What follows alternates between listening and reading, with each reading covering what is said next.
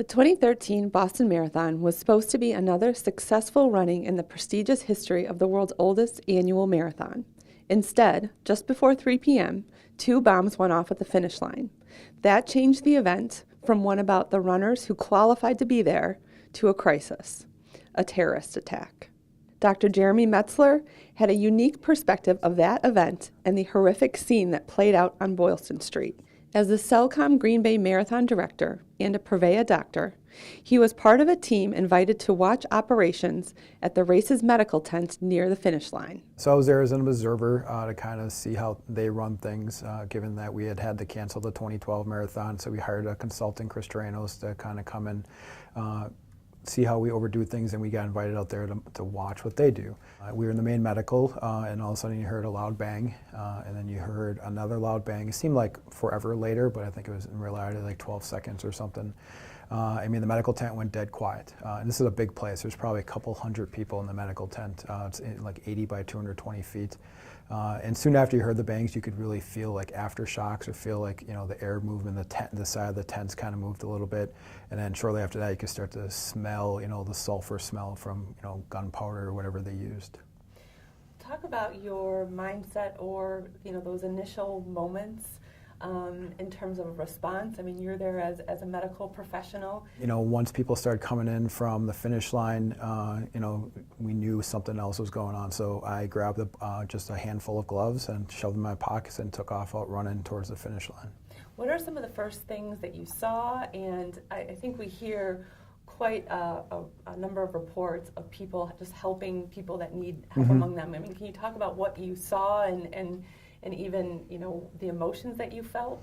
Yeah, as far as emotions, I didn't really feel much at the time. I mean, your training kind of kicks in, and you kind of, you know, all that kind of gets shoved, you know, to the back burner from that standpoint. When I started running out, one of the first things I saw was the famous, you know, the famous picture of the guy in the wheelchair with both legs blown off, with the guy with the cowboy hat kind of pushing him. I saw them as he was getting pushed in as I was running out. By the time I got out there was quite a few people out there already. Probably most of the people on the ground had approximately, you know, 4 to 5 people around them kind of tending to them. I mean, EMS was already there. There's ambulances all over the place. Again, the finish line stuff is kind of barricaded off, so the ambulances were kind of backed up to the barricades, and then the stretchers were inside. Were you taking patients on yourself? I mean, or was there any kind of, I don't know, process to any of it, or was it just kind of go get whoever you can? Yeah, it was really, you know, kind of just looking around to see if anybody needed help from that standpoint. So I took care of, you know, a couple of people kind of helping out, and, you know, just want to get them on the ambulance, and you kind of go see if anybody else needs help. But again, there were so many people there so quickly that there wasn't, you know, one patient, you know, that maybe you took care of. And then, you know, again, no one really knew what was going on, what caused the explosion. So once, you know, everyone was kind of taken care of, I mean, we probably ran out faster than we ran in, to be honest with you, because they kind of just cleared the scene very quickly. Because again, you don't know if there's going to be another explosion, or, you know, what else is going on.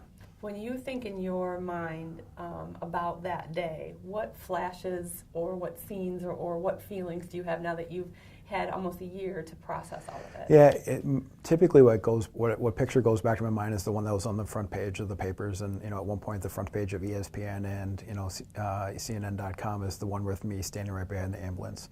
As far as, you know, I see some of the people I take care of, you know, brief glimpses of their faces or the wounds I was treating, but mainly I go back to that picture. And to be honest with you, it's kind of reassuring. I'd rather not think about, you know, everything else I saw. One thing I do remember too was by the time I got out there, pretty much the sidewalk and the roads were red in color from the blood from that standpoint. So it's pretty much that view in my mind, and as well as the picture. That was my first and only time in Boston, so that's not really how I want to leave things from that standpoint. So that's why, you know, that's played part of the role why I want to go back and run this year. After what happened last year at Boston, that my motivation is to, you know, do a race to honor what happened to the individuals that are there. And again, a lot of those people have had to change their life, so I figured I would change my life as well. Well, we wish you the absolute best of luck. Thank you.